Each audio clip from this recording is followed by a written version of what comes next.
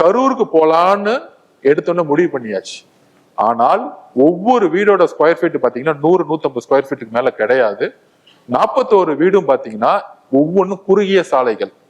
நீங்க அந்த வீட்டுக்கு எல்லாம் போனீங்கன்னா தெரியும், சர்வே எடுத்துட்டோம், குறுகிய சாலைகள்.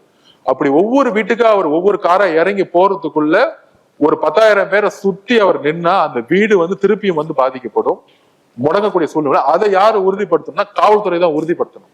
எங்களுக்கு கரூர் காவல்துறை மீது நம்பிக்கை கிடையாது. திருப்பியும் ஒரு பிரச்சனை உருவாகும் அவன் நினைக்கக்கூடிய, ஏன்னா அதே எஸ்பி தான் இருந்தாரு, அதே டிஎஸ்பி தான் இருந்தார். யாரு மேல நாங்க நம்பிக்கை இழந்து கரூர் விட்டு வந்தோமோ அதே மாதிரி அவங்க மேலதான் இருக்கு. அதனாலதான் அவங்க மேல சிபிஐ என்கொயரி இன்னைக்கு போயிட்டு இருக்கு. அப்ப அங்க போக முடியாது, வீட்டுக்கு போக முடியாது, தன்னுடைய மக்களை இழந்ததை பார்க்க முடியல. வீட்டுல அவர் எதுக்கு உட்காரணும்? அப்ப போக முடியாத சுச்சுவேஷன் ஸ்டாப் ஆகுது. டெக்னிக்கலா யோசிக்கணும் இந்த இடத்துல. அப்ப சரி அங்க ஒரு மண்டபம் எடுக்கலாம்னு நினைக்கிறோம். உங்களுக்கு தெரியாது, எல்லா பிரைவேட் மண்டபமும் மிரட்டப்பட்டு கொடுக்க மாட்டேங்கிறாங்க. எங்களுக்கு மண்டபம் கிடைக்க மாட்டேங்குது, எந்த இடத்துல மண்டபம் கிடையாது. அப்போ பிரைவேட் மண்டபம் இல்ல, வேற இடம் போட்டு ஷெட்டு போடலாமான்னு பாக்குறோம். இடம் போட்டு ஷெட்டு போட்டா திருப்பியும் அந்த மக்களை கூட்டிட்டு வரும் பொழுது அவரை பார்க்க வரதுக்காக ஒரு கூட்டம் பெரிய கரூர் அந்த இடத்துல ரொம்ப எமோஷனலான டைம்.